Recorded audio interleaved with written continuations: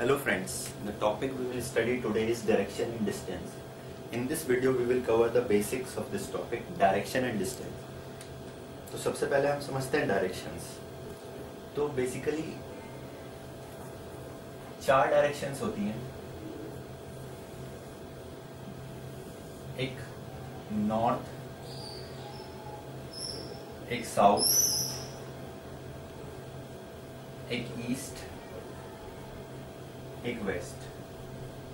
तो डायरेक्शन में basic concept ये बस यही है, ये 4 डायरेक्शन समझना किस तरह से होती है. तो नॉर्थ जो होता है वो हमेशा,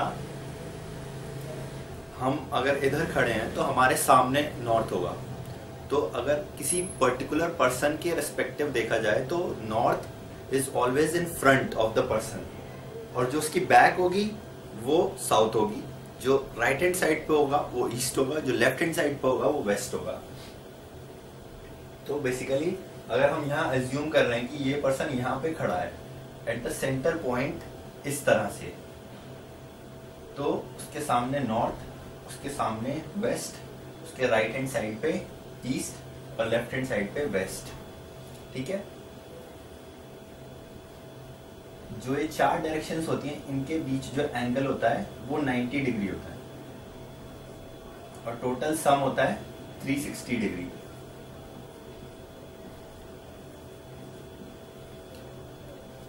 लेकिन केवल इन 4 डायरेक्शंस, ये 4 बेसिक और मेन डायरेक्शन है, बट केवल इन 4 डायरेक्शंस में हम इसको क्लासीफाई नहीं करते, हम इसको फर्दर तोड़ने की कोशिश करते हैं. सपोज कोई आदमी सपोज यहाँ पे है, तो इस पर्सन के रिगार्डिंग इस पर्सन की पोजीशन क्या है,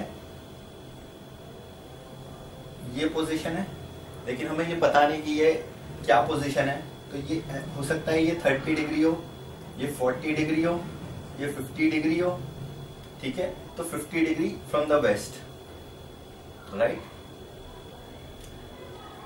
तो हम इसको बेसिकली 45 डिग्रीज में तोड़ते हैं टू क्लासीफाई. इसको एक और फर्दर क्लासिफिकेशन देने के लिए इसको बीच में से डिवाइड करते हैं. 90 का हाफ 45 डिग्रीज. तो हमारी ये डायरेक्शन, सॉरी ये साउथ है ना, साउथ वेस्ट हो जाएगी. सिमिलरली इसको भी हम 45 एंगल पे ब्रेक करते हैं, ये डायरेक्शन साउथ ईस्ट हो जाएगी. सिमिलरली हमने इसको 45 डिग्री के एंगल पे ब्रेक किया तो ये डायरेक्शन नॉर्थ ईस्ट हो जाएगी. सिमिलरली इसको हमने 45 डिग्री के एंगल पे ब्रेक किया तो ये डायरेक्शन नॉर्थ वेस्ट हो जाएगी. डायरेक्शंस का सबसे बेसिक जो रूल है या हमें जो कॉन्सेप्ट समझना है वो यही है कि ये डायरेक्शंस किस तरह से हैं. तो अगर आप इस पॉइंट पे खड़े हैं फेसिंग दिस साइड और ऐसे खड़े हैं आप बोर्ड के अंदर इस तरह से, तो north south east west, north east north west, south east south west. तो ये कॉन्सेप्ट हो गया हमारा डायरेक्शंस का.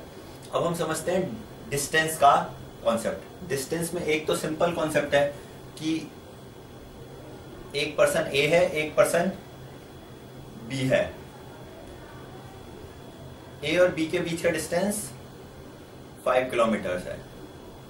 एक चीज तो ये हो गई सिंपल. ए और बी इस तरह से भी हो सकते हैं, ए यहाँ पे और बी यहाँ पे है, ये भी 5 किलोमीटर हो गया. अब एक पोजीशन क्या होगा, सपोजिटली ए यहाँ पे है और बी यहाँ पे है, तो हम इनका डिस्टेंस कैसे निकालेंगे. इनका डिस्टेंस हम पाइथागोरस थ्योरम से निकालेंगे. हम इसको एक ट्रायंगल के फॉर्म में बना लेंगे. हमने ए और बी को कनेक्ट कर दिया और उसका एक ट्रायंगल बना लिया.